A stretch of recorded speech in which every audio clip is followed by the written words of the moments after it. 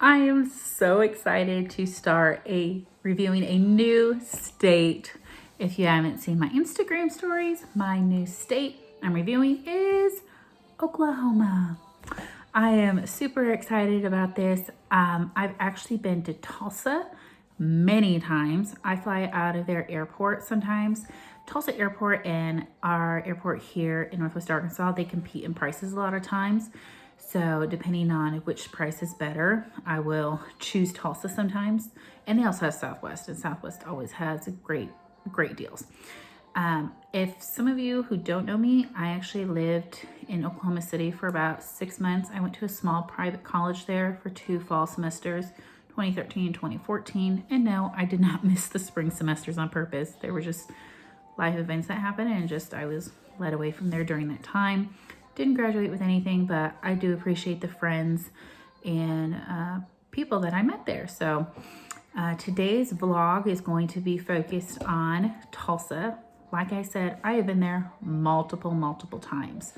But there is one main trip that I took that was mainly focused on all the tourist things. And I actually went with a family I was helping babysit for. So it was fun to experience it on that level. And gosh, that trip happened 4 years ago. So trying to refresh on that. And obviously a lot of things have come about and changed. So obviously I'm going to tell you all about the attractions there.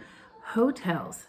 The hotel that I stayed at when I was there for the tourist stuff, I do not remember the name of it. So I really can't give a review on that because I just don't remember the name and it's just not fair. But the 2 hotels that I am recommending are for just one night only, and you'll understand why, and I explain more in that section. So I'm super excited. There are 6 main cities I'm going to be focusing on, so I'm excited to bring y'all on this adventure. So here are the attractions for Tulsa. I would first like to say there is so much to do here. So much. So I'm going to go through this as quick as possible. This is a new thing. It's called the Gathering Place. It is a huge park. I know so many families personally that love this park. It's free. I mean, kids can spend hours and hours here. Now these next few things, Philbrook Museum of Art. I am not a huge art person, so I didn't pay to go into this just because I feel like I would be paying for something I'm not enjoying. But I know a lot of people who do love this place. The Gilchrist Museum is another art place. And then there's another art place as well. And there's that people have said is excellent. And you only pay the most, I think it's $10 for admission. Now this, the Cave House. I have seen pictures and I have looked at it over and over again. But here's the thing. I have not done it because of 2 reasons. 1, it's $10. 2, people said literally what you see in this photos right here is all that you see. So for personal preference, I'm sorry, I have a hard time paying $10 just to see that. Like, I know it looks cool and like the inside is cool, but $10 to look at something for 10 to 15 minutes is not worth it for me. Tulsa Zoo.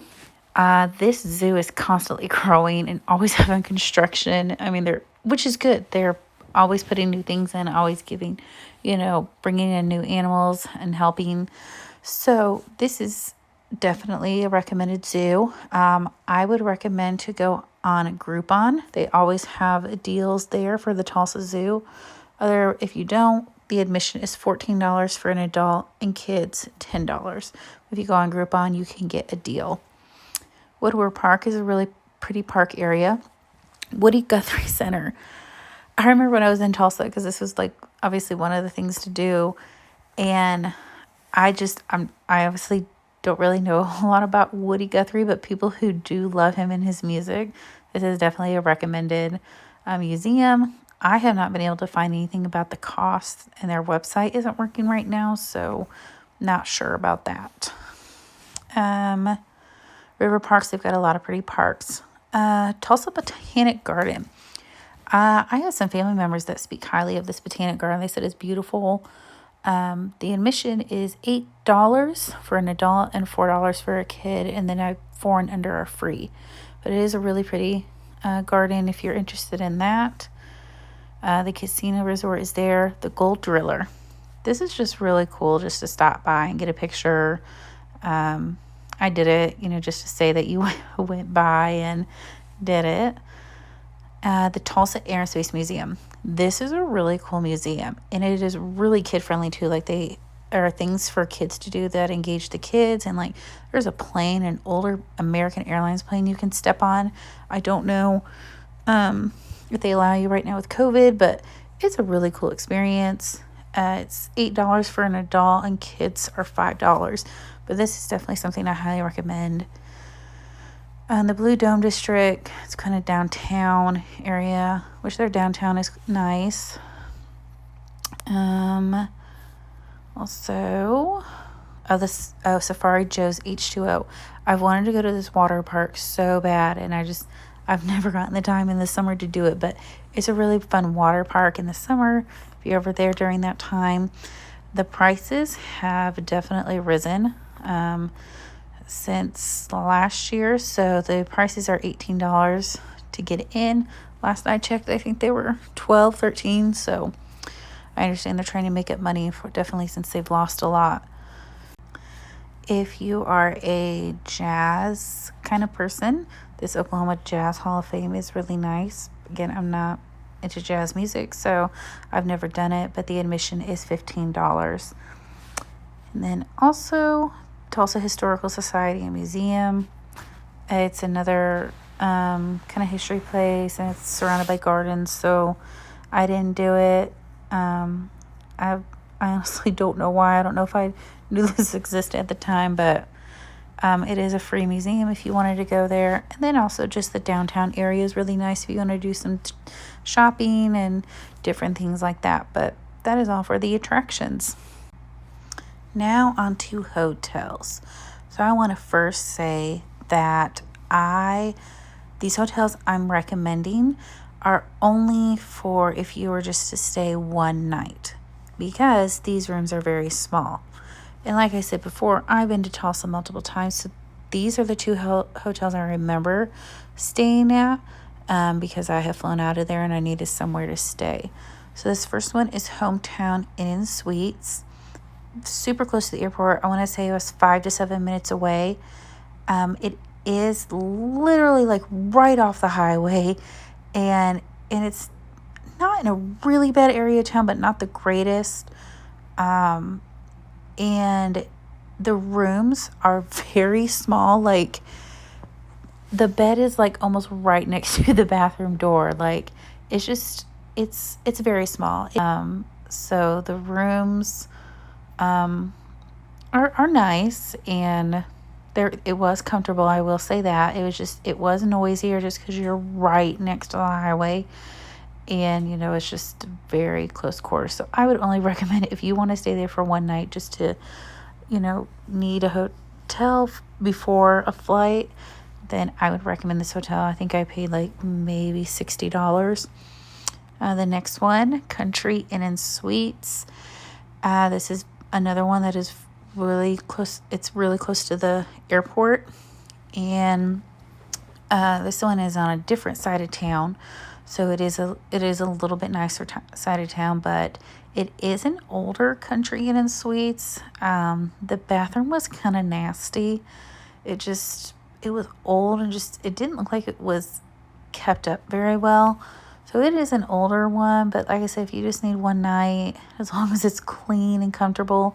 The rooms were definitely bigger in this one. I had a king size bed, so that was a plus, but they also at the time had a shuttle to the airport, but I know a lot of shuttles are down right now. So these are two hotels I recommend for, just an overnight stay, nothing longer. Okay, now when it comes to restaurants, again, I can't really remember where I ate, so I had to reach out to some family members. One of my aunts works in Tulsa, and I did have another aunt that lived in Tulsa for several years, but now she doesn't. So I had to reach out to them and say, hey, what are your recommendations for restaurants? So here are some. One of them is called Butters. It is a steakhouse. Obviously, if it's a steakhouse, it is going to be pricey. We're talking $25 to $40. But she said it's amazing. So, hold on, baby. One moment. Yeah. Can you say hi? All right, another one.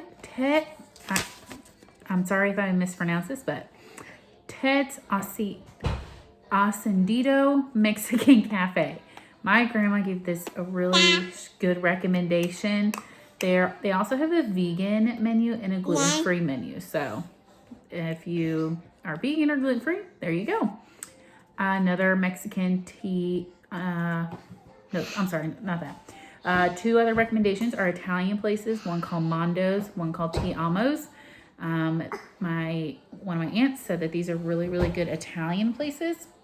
And obviously, if it's Italian, you're going to pay a little bit more, anywhere from $15 to $25. But she said she really liked those. Another restaurant, Ron's Hamburgers and Chili. Apparently, they have award-winning chili. That's what it says on their website. Burger place, it's, your typical between $8, $12. So that's a little more family-friendly prices there. Coffee place was recommended to me by a family I know, Rocket's Brother Coffee. They said it is a local owned coffee place. So if you are interested in looking at, going to a coffee place, they said this one they highly recommend. So that is all I have for Tulsa. I'm sorry if, the past month has been kind of boring, just seeing, scrolling and just seeing me like just giving basic reviews, but I promise it is going to get better. You're going to actually see things. This weekend I'm headed to a new city in Oklahoma. I think I've driven through it, but I've never actually done anything there. So I'm excited. Headed there this weekend, and I'm going to be traveling, I think, every week. So super excited to show y'all so much more, right? Better than just sitting at home and being like, yeah, this is this. But I'm glad I got to get through Arkansas. Now the next state is Oklahoma. I haven't decided what the next state is going to be. Well, one step at a time. But I hope you have enjoyed it, and I hope you have enjoyed the giveaways as well. Like I said, there's going to be a giveaway after I visit each state, and then there will be random giveaways for just different reasons. So I'm super excited to have you all along with this journey. So if you haven't, like my Instagram page, Facebook page, and even subscribe to my YouTube channel. I mean, there are always going to be updates. So make sure you do that. And thanks for following.